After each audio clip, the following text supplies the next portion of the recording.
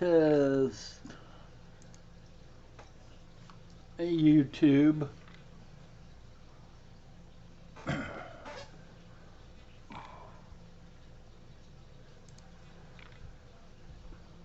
There we go. How's everybody on this Saturday afternoon?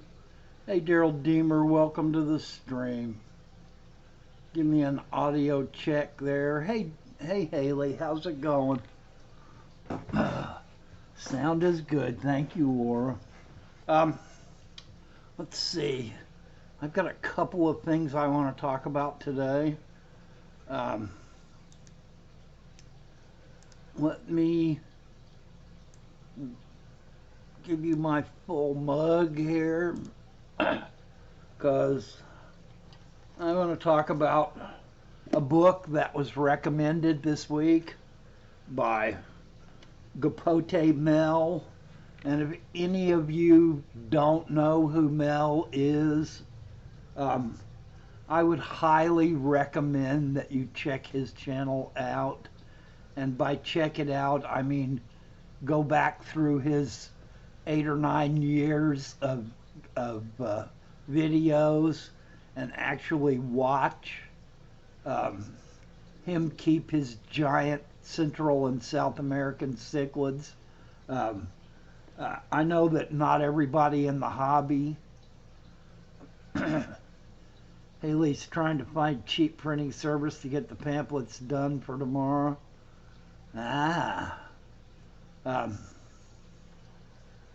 Part of me wants to go with you, Haley, but I'm going to talk about that later. Basically, this is going to be my PC my ass rant. I'm not sure exactly how I want to cover this topic, but I just want to talk about that issue and talk about there's a lot of people that have been saying over and over again here lately how they don't want any negativity in this hobby, and while I understand, I recognize the call for unity, I also understand that there are some issues that require a certain amount of negativity in them intrinsically. And I'd like to talk about that a little bit too. This book is The Cichlid Fishes. Mel has talked about it in his last couple of episodes, and Mel is a giant in our hobby. He keeps, like I said, really large cichlids are his forte, and really large cichlids from Central and South America have always been at the fore with him. The book's full title is The Cichlid Fishes, Nature's Grand Experiment in Evolution. It's by George W. Barlow, who is a giant in the ichthyology world. He's since passed away, but this man was respected by almost everyone in the field as just a phenomenal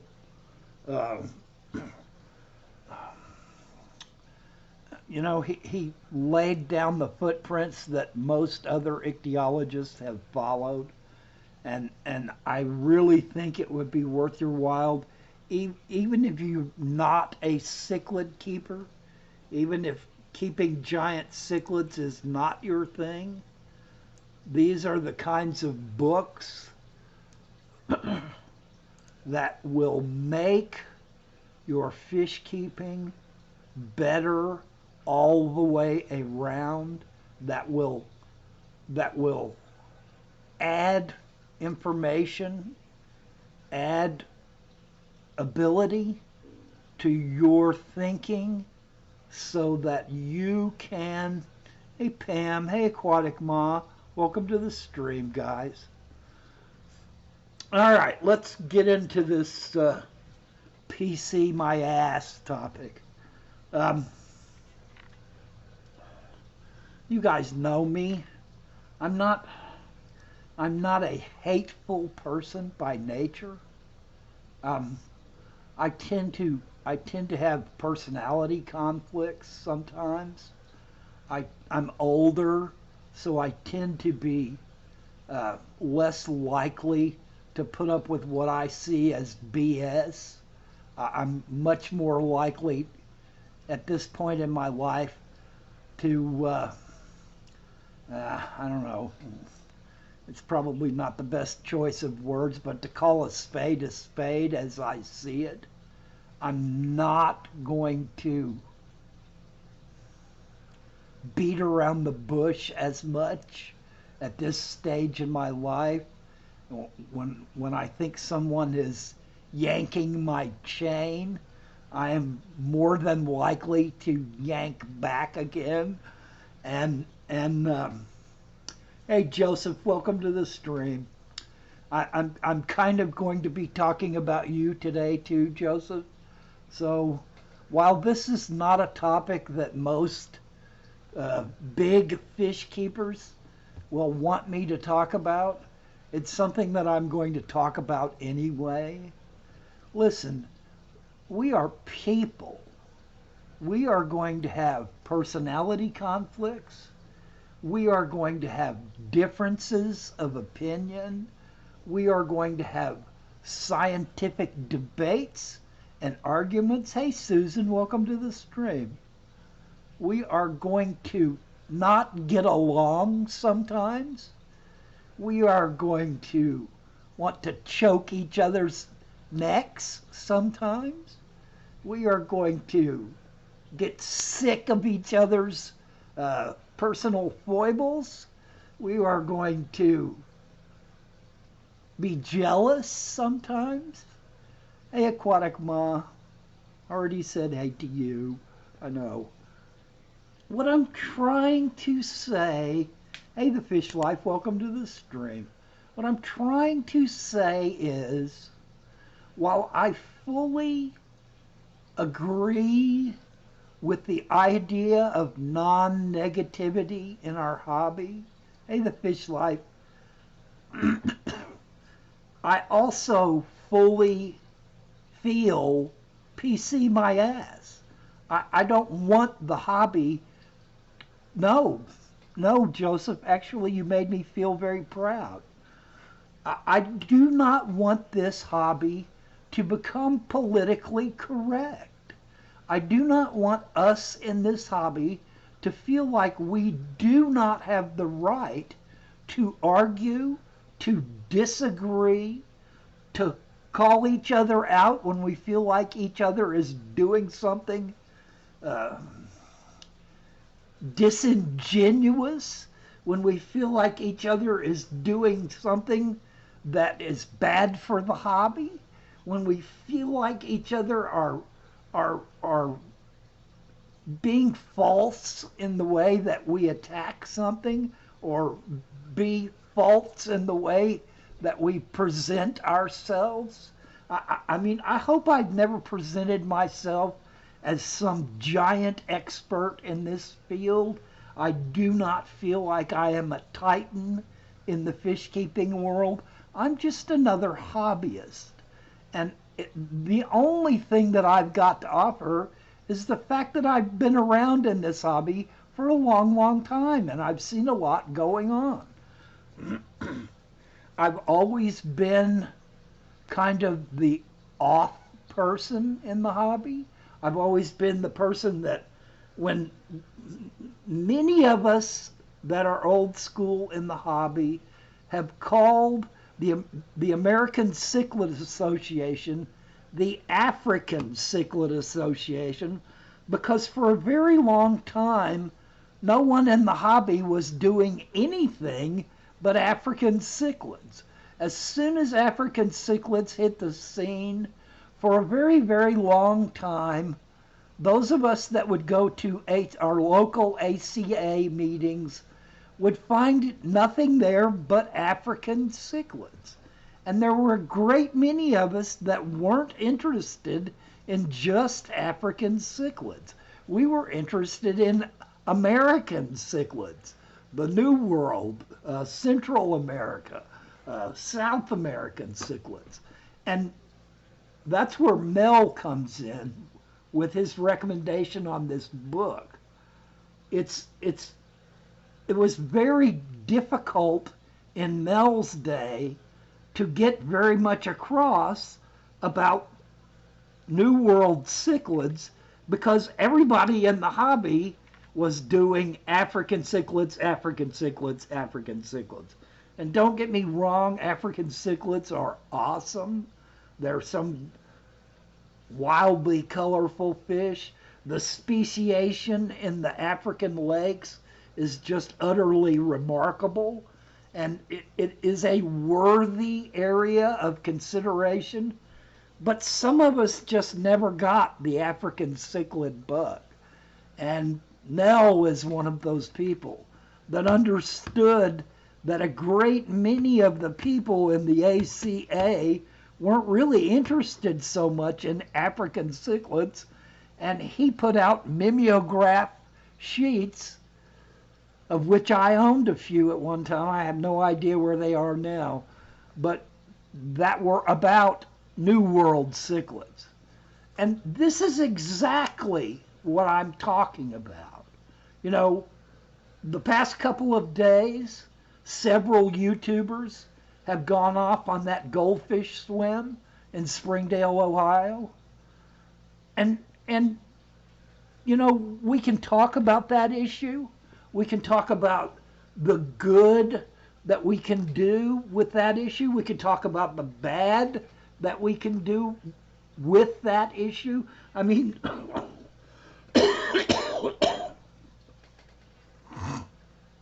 let's face it, Springdale, Ohio, just north of Cincinnati, is going to be a Republican bastion. It's going to be rural. It's going to be somewhat suburban.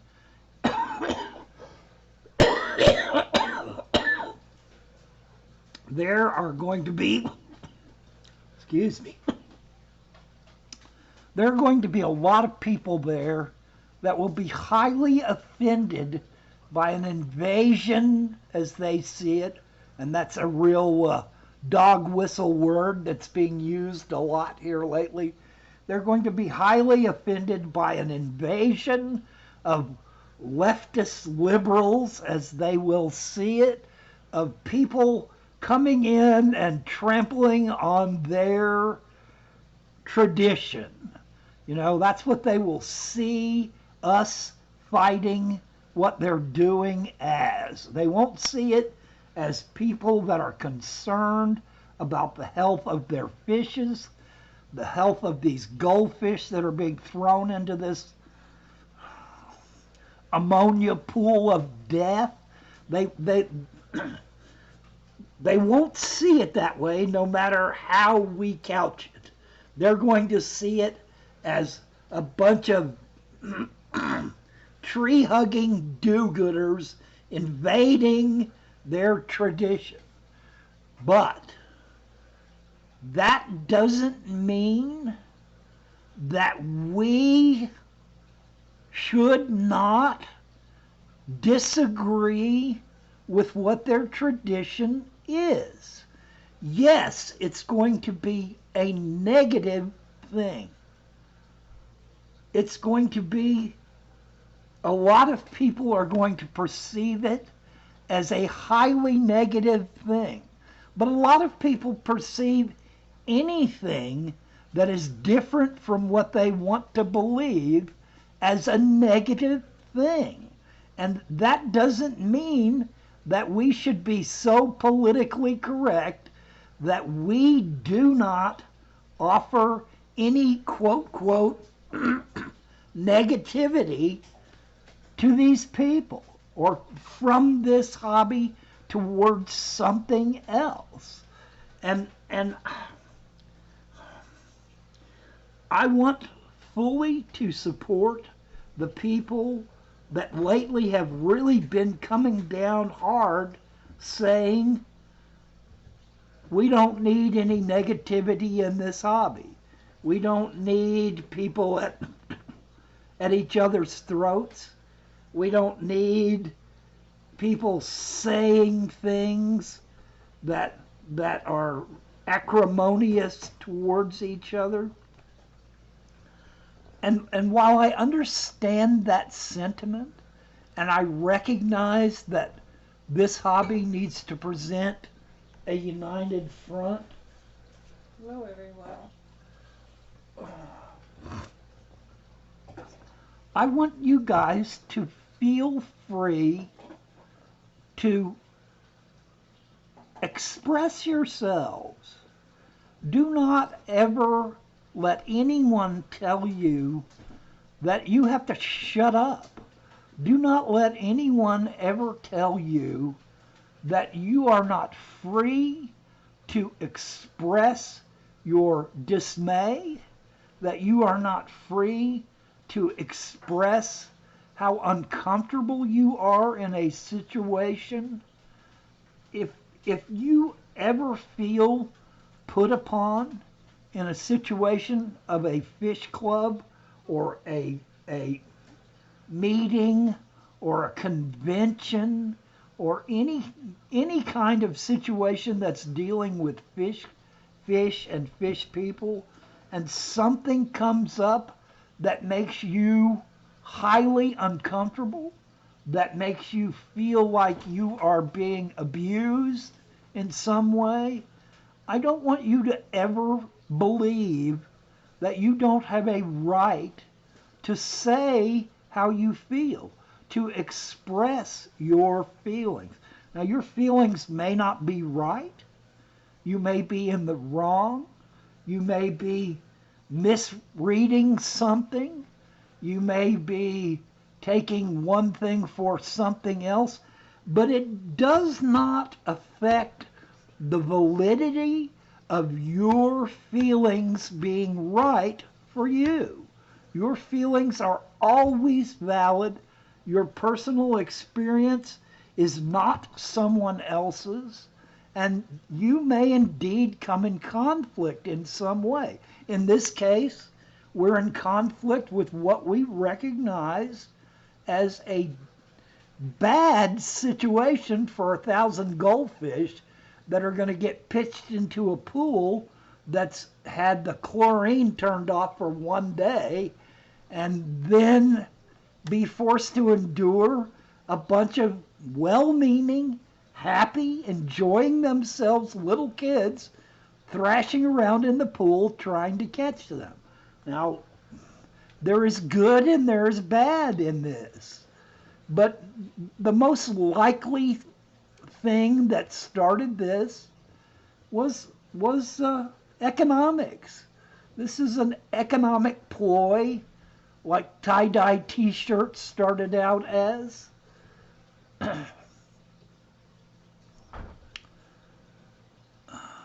Haley says, bait fish or not, all we can do to help these fish now is try and educate the patrons of this event on how to properly care for their new pets and why they will be sick. Yeah, I think, Haley, I think of all the different things that could be done, that's probably angling towards the middle is probably the best outcome. I have a feeling that the point has already been made to these people by all the telephone calls, by news coverage, by people showing up. If PETA shows up and protests. Topher and I are going to the store. Okay. If PETA shows up and protests at this event, that will more than express to these people how invaded they are. But this is an economic thing. This is well, Joseph, I think tie-dye t-shirts are a perfect example. The dye company was going broke. No one was using the dyes anymore. And so some great marketing guy in the 60s decided to show people how to tie-dye t-shirts and let that be a hippie thing, let that be a new age in the 60s thing. And because of that marketing ploy, tie-dye t-shirts blew up. Everybody had tie-dyed t-shirts. Everybody was sporting wildly tie-dyed t-shirts. It became a cottage industry. And the dye company made mint. They were selling dye as fast as they could make it. And that is what is going on with this tradition as well. The local pet stores, the local aquarium sales, the local food outlets, they all recognize this as a potential to give away these fish and then have people come and buy equipment and buy food and buy all these different things to keep those fish alive as a marketing ploy. And it's a beautiful marketing ploy. And that's exactly what it is. And yes, a lot of these goldfish are going to suffer horribly and die. And that point needs to be driven home, so much so that the people that are putting on the event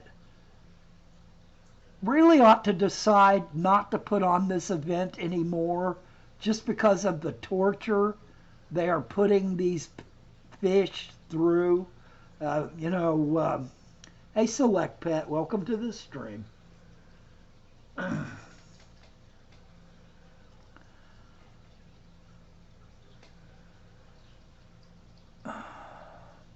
Multiple groups will be there. Haley will be there handing out goldfish care sheets and shaming parents. Haley, my advice to you on this is not to shame people too much. The shaming will occur naturally. My advice is to do your best as someone there representing the welfare of the goldfish. Do your best to be everybody's friend. You should be friends with PETA. You should be friends with the parents. You should be friends mostly with the kids, because that's what this is about the kids.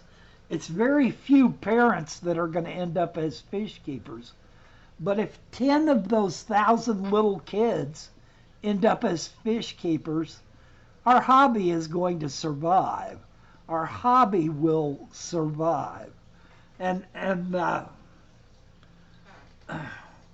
PETA is there to make a statement. Yeah, that's the way to go, Haley. That's my opinion on the way to go. And I am not saying, and I want to stress this as strenuously as I ever stress anything, I am not saying do not be negative. I am not saying that you shouldn't stand your ground on this.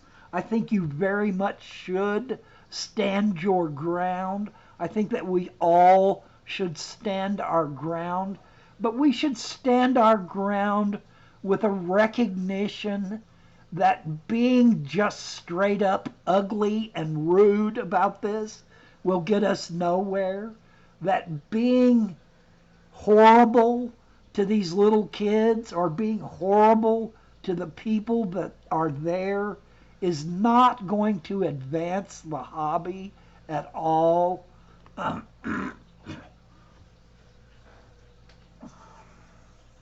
Yes, Haley, that's exactly right. The beauty of teaching is not who listens. The beauty of teaching, the value of teaching is the preparation that you do in order to teach. And I think that that's the mindset that you need to take into this event. Try to be everyone's friend. Try to get along with everyone. But if somebody, I don't want to say attacks, but if somebody pushes you in a way that you feel like you're being walked on, if you feel like someone who is ignorant about the situation itself is dealing with you in a highly inflammatory and negative way, do not feel like you have to close your mouth and not say your piece. Say your piece. Don't be violent about it. Don't incite people with it, but be sure that they understand that you are not a pushover, that you are not someone that is there to let them trample on you because they're angry that their traditions are being trampled on. And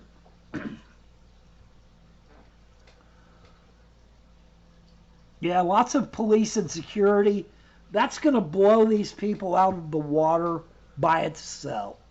Just the idea that they can't have their traditional goldfish swim without having police and security there, without having reporters flashing pictures, they're going to be so mortified, so unhappy with the idea that their little tradition in their little town is being invaded, that they are going to be really, really, really unhappy. But, you know, we can talk about doing all kinds of negative things, and while there is a certain part of me, the rebel in me, that would cheer some of those kinds of ideas along, I recognize from the age that I've reached that there's just not a whole lot of positive outcome to be had from that.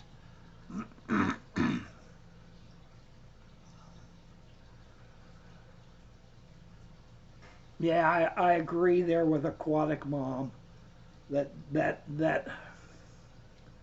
this is a topic, this is a situation where just being there is negative enough that you don't have to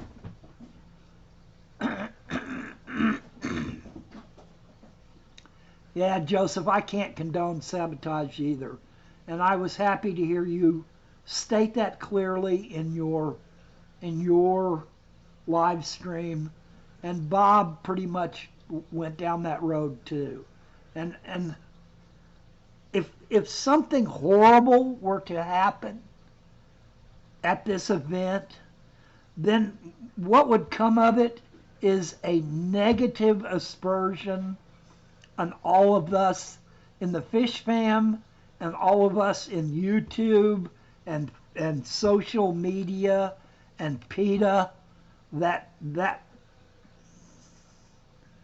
would cause people to have a negative idea about the people in the hobby that were trying to do something about that situation.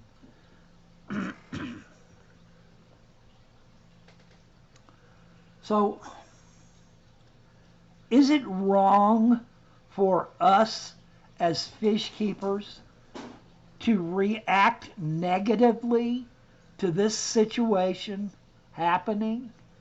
Should we just shut our mouths and nod and wink knowing that this is going to go on, whether we fight against it, whether we protest it,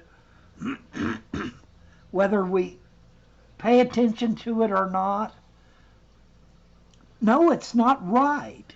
It's not right for us to have to be expected to not be negative about this. People, there has been negativity in this hobby from day one. There are people in this hobby that are monumental assholes. And think about it.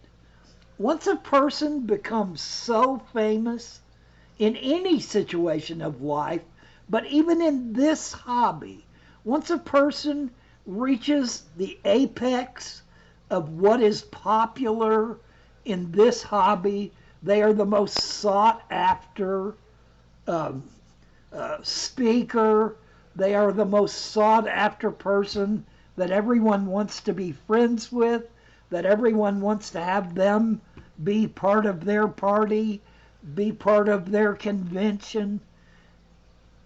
They can't possibly have enough inside themselves to make everyone happy.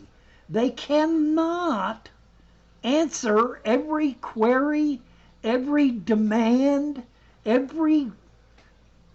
going to be an asshole because they can't possibly do what all of us want them to do. And so some of us are going to get the impression that they are pure assholes. And they are. They have to be, because they can't possibly give all of us everything that we want. And that's just the nature of the beast. It's not so much that people want to be assholes, and don't get me wrong, there have been a huge number of people in this hobby that have reached that apex and been monumental assholes on their own.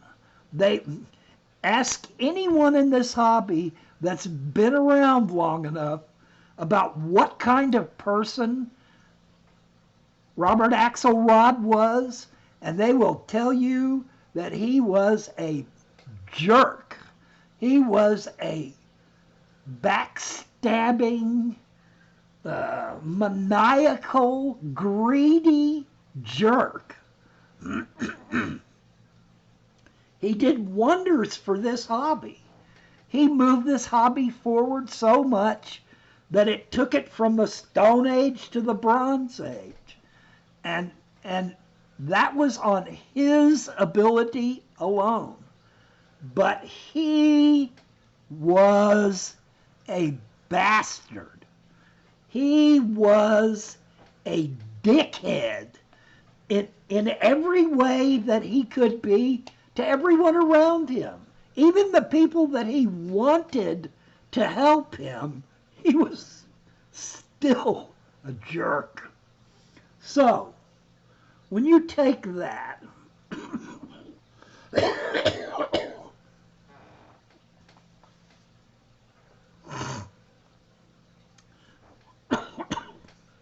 when you take the fact that we are fallible people in this hobby, and some of those fallible people make it to the very apex of the hobby through their own efforts, through the efforts of others that they take credit for, through their own abilities, their own natural abilities. Yeah, Joseph, I'm just trying to express this. This is something that I feel like has needed to be said for quite a while, because we're kind of on a teeter-totter here. There are a bunch of the really powerful people in this YouTube fish fam that have their butts firmly planted on the side of the teeter-totter that says that we should not have any negativity, is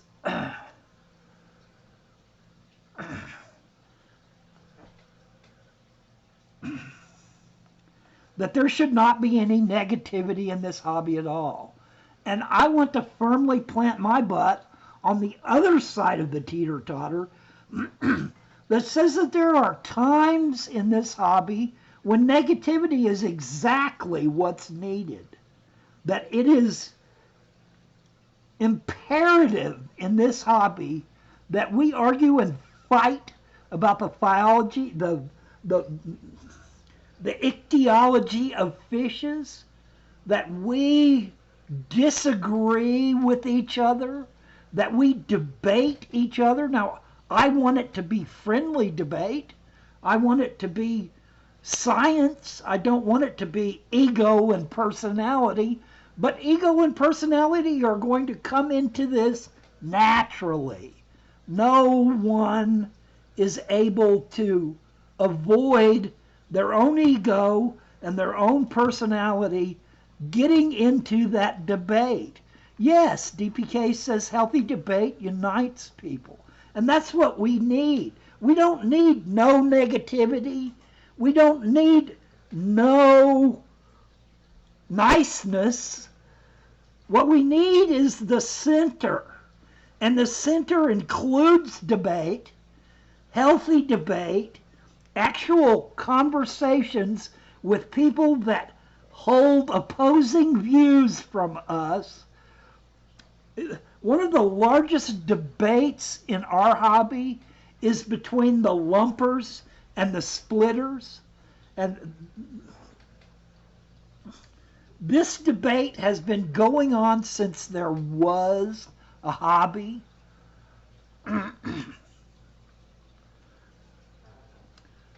A lot of ichthyologists, a lot of scientists feel like we got way too many species of fish and we need to shove them all into some of the groups that are already there. And a bunch of people on the other side feel like we need to take these monoblocks of all these different fish that are different and split them apart and have them all be in their own phylums, their own subspecies, their own species. And that debate has propelled this hobby from the 50s, the 40s and the 50s into the 20s, into the 2020s. And it's still going on.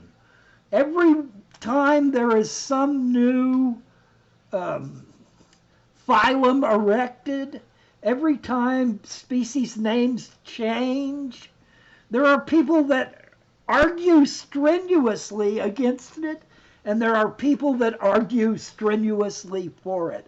And that is one of the structures that this hobby is built on. Debate, disagreement, argument, even acrimony sometimes. And it's just another example of quote, quote, negativity in this hobby that is pertinent, that needs to be there. Because if it's not there, then this hobby becomes monolithic. It becomes this thing that just keeps going on as it is, the same all the time. And that will kill this hobby.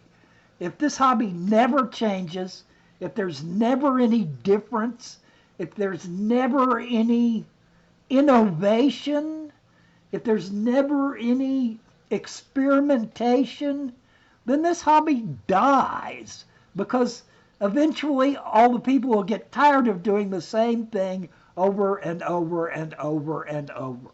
And this hobby, one of the reasons that many of these people give as a reason why we don't want negativity in this hobby is that this hobby is dying. And I'm here to tell you that this hobby, if you take data, economic data from the relative success of certain hobbies through the Depression, the worst times economically that this country has ever faced, and I'm speaking about the U.S. here, but I think that you can mirror this exact result in other countries and other places where the hobby is strong. If you look at all the different economic factors about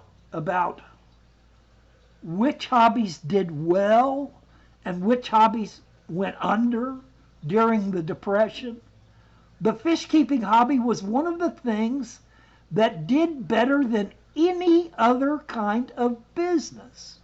And why is that? Why did the fish keeping hobby do so well through the Depression when everything was economic crash and destruction? The fish keeping hobby did so well through the Depression because it is something that gives great joy and great pleasure to the people that are experiencing it. People that are learning to keep fish alive, watching those fish breed, maybe even making a slight income off of the breeding of fish. Those people are having a good time. This is entertainment at a price nothing else can match. There is tons of information to learn. It is an ever-widening knowledge base that people, once they become engaged with, can expand their mental capacity, can learn science in a way that is not readily available to a lot of people. A lot of people just never get that chance to further their education in the sense of going to college, of going to higher university, of learning things on a level that is extreme, that is the peak of what mankind knows. And yet, with this simple little hobby, with those goldfish in that pool, some child is going to catch one of those goldfish and carry it home in a bucket and put it in a bowl, and then the parents are going to read Haley's pamphlet and say, oh my God, we need to put this fish in at least a 20-gallon tank until it gets to be 4 inches long, and then we got to put it in a 75 and let it grow. Some little kid is going to learn to love this hobby the way we all did, the way we fell in love with the beauty and the wonder and the joy of fish keeping. And that's why this hobby survives economic depressions, survives wars, survives things that normally knock other people back on their heels, and they never ever go back to it again. And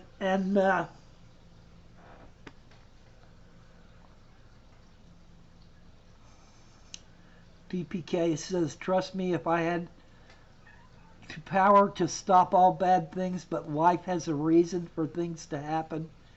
Even if we can't change it all, we can do is educate the next generation to become better guardians for all ecosystems. And there's nothing more true than that, DPK. That is the end result of this hobby, is for people to finally recognize the effect that we have on this habitat called planet Earth, so that they begin to understand that there's not going to be any fish in the wild if things keep going like they are now. pretty soon the only fish that will exist on this planet will be the fish in the ocean as long as they can live, and fish that we keep in tanks and zoos and that are food fish. Tilapia will probably last, but it's going to be impossible for fish to continue to live in the polluted natural habitats that they've lived in before, or the water will be gone. It's pretty bleak out there if you look at the future. It's pretty damn disgusting to see the way that we as stewards of the planet are destroying the planet.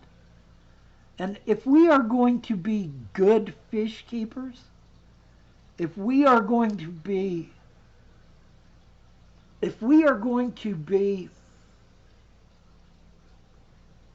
stewards of the life of our fish, then by nature we are going to want to be stewards of the planet as well, because the planet supports those fish in the wild.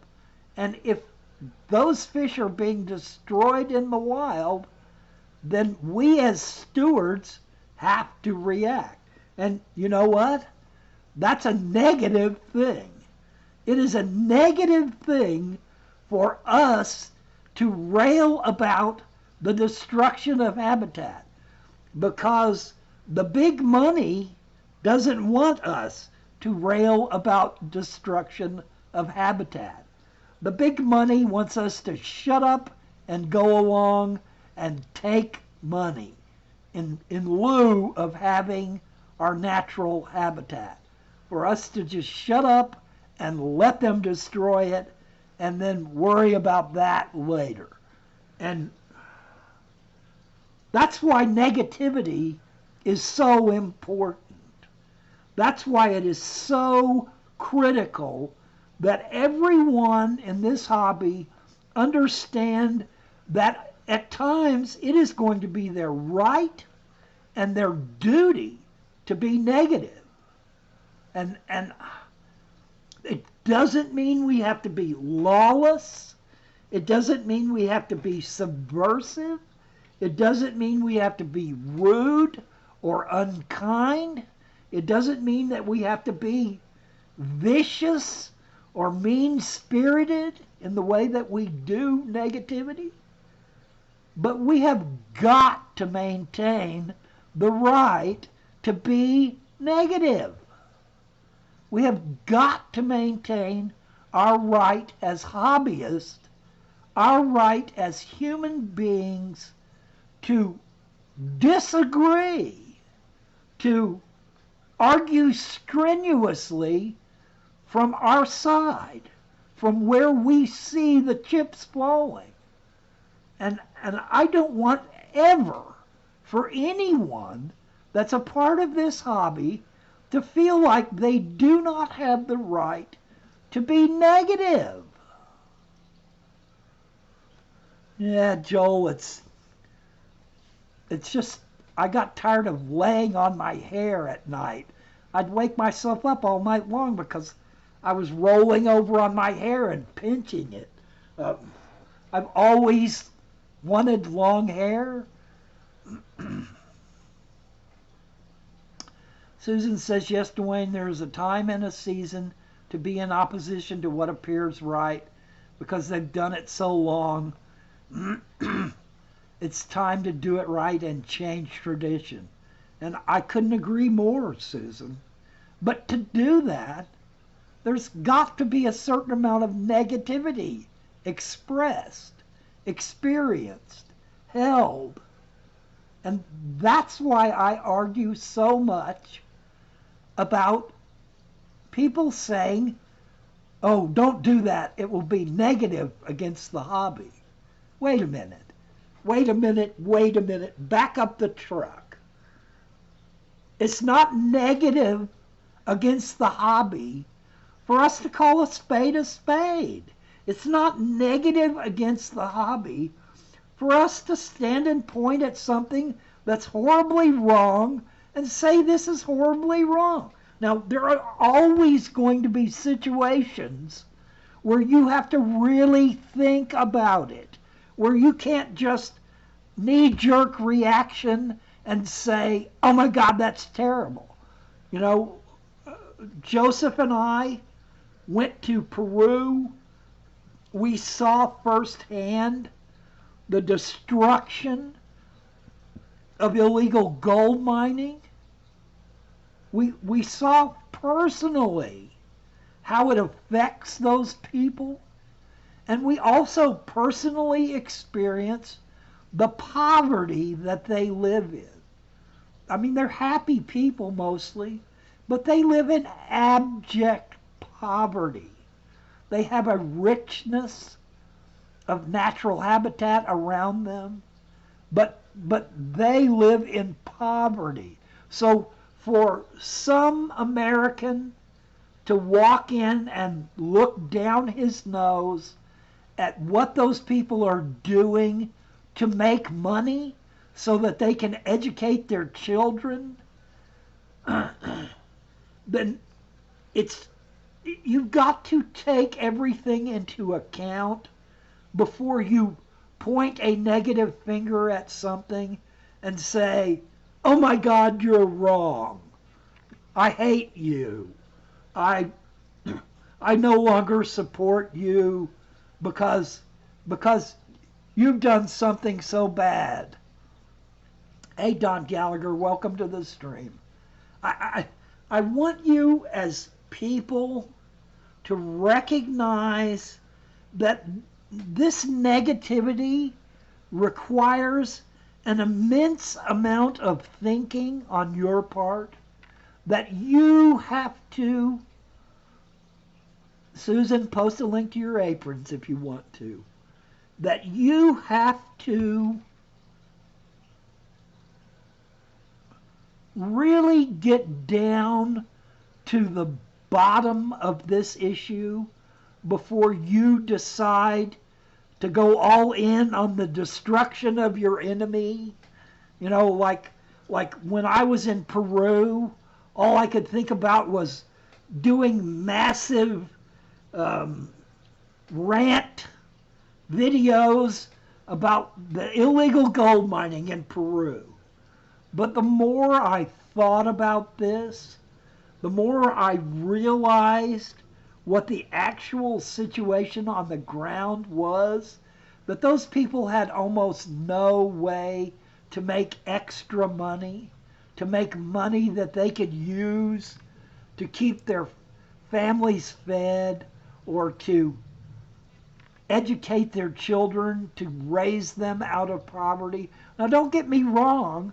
There were plenty of single men that were working at those illegal gold mines that were spending their money at bars that played music till all hours of the morning.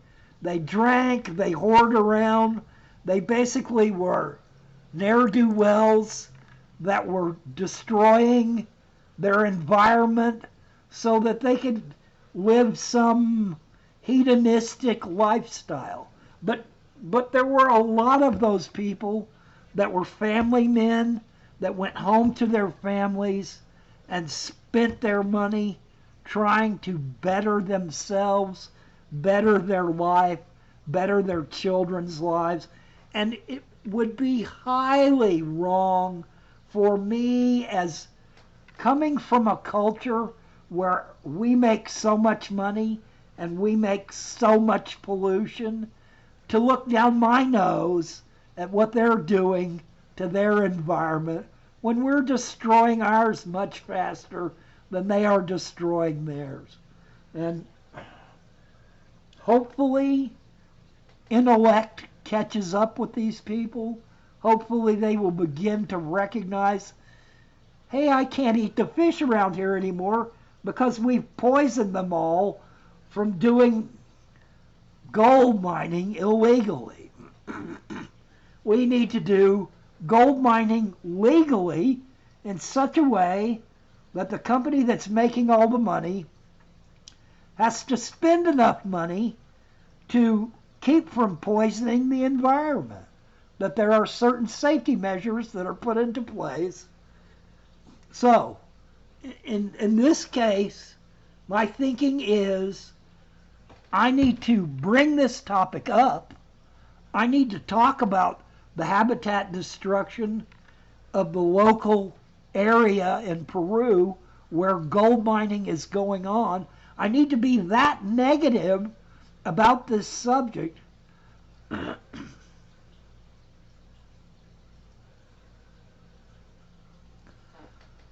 Haley asks, so here's a question, serious question. Should I introduce myself to the event planners when I arrive and give them a chance to work with me, or go total incognito? Haley, here is my advice to you. This is my advice in every situation that you find yourself in, whether it be good or bad, negative or positive. Be yourself, girl. You go, girl. Do not change who you are. Do not hold back on who you are. Just do everything with a serious motivation, with a motivation that looks towards the most good in this situation, that looks towards recognizing where your ground is and standing your ground. Haley, everything in life comes down to what our motivation is. If your motivation is to destroy all tradition and to destroy the hobby around you as you're going, then you're not, your motivation is not good. If your motivation is to help one kid out of that group become an actual fish keeper and join the fish fam, then your motivation is good. And as long as your motivation is good and you are being yourself, then no one can ask for anything more. Joseph says these laws need to be lobbied and made on a state-by-state level, not so much on a federal level. Yeah, it's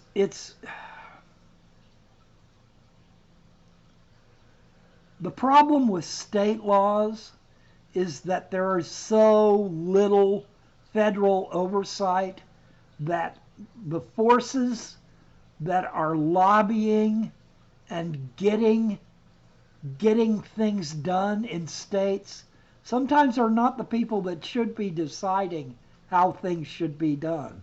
Sometimes money speaks louder than reality on the ground or the best interest. You know, instead of lawmakers in states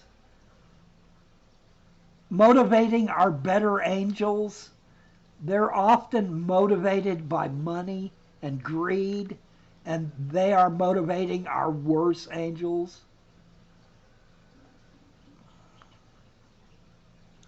There you go, Haley.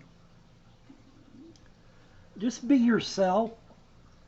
You are a natural ambassador of the fish keeping hobby. Show them your passion. Show them your desire. Show them your understanding. And I don't see how anyone would possibly be offended by you. All right, guys. That's my PC, my ass rant.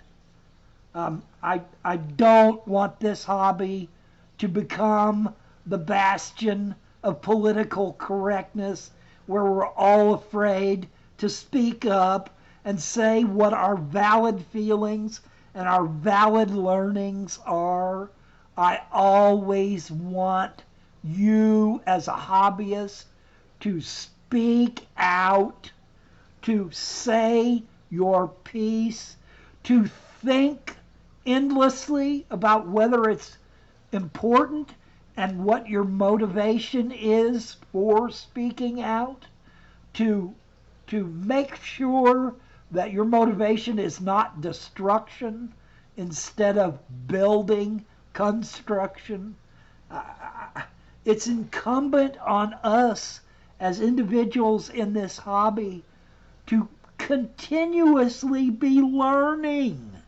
We need to learn, and we need to teach others around us, and we need to verify our information so that we're not teaching others bad things, so that we're not destroying other people's, other new hobbyists' hobby by teaching them things that make them fail. That's incumbent in all of this. It's incumbent that we try our best to get better, that we try our best to give good, valid information to others in the hobby, and that we speak our minds, that we have our say, that we are negative if that is what is required. Sometimes being negative is what is required. And I don't want anybody in this hobby to think that they have to be so frickin' politically correct that they can't state the plain facts when they're obvious. All right. So much for me and my ideas. You guys have a good rest of the weekend. Haley, you go, girl. We are vicariously living through your action. Out of all the fish fam, you are the one of us that's going to be there, and I so support you for that. And just think about your motivation. Think about who you are as a person, who you are as a hobbyist, and what is your motivation. Be good, people.